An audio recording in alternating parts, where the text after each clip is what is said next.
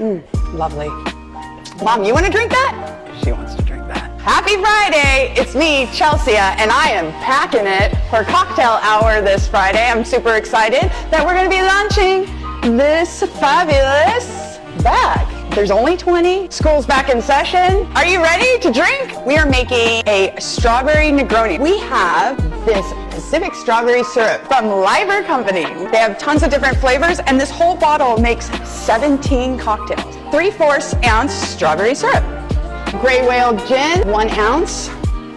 Did someone say campari? It's time to party! 3/4 ounce. Sweet vermouth, 1/2 ounce. A little bit of ice. And I hate to say this, but we're not shaking it this time. We're stirring it. Large cubes.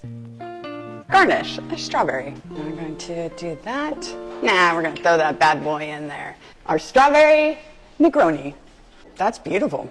Cheers. Happy Friday. Don't forget to pack it. See you next time.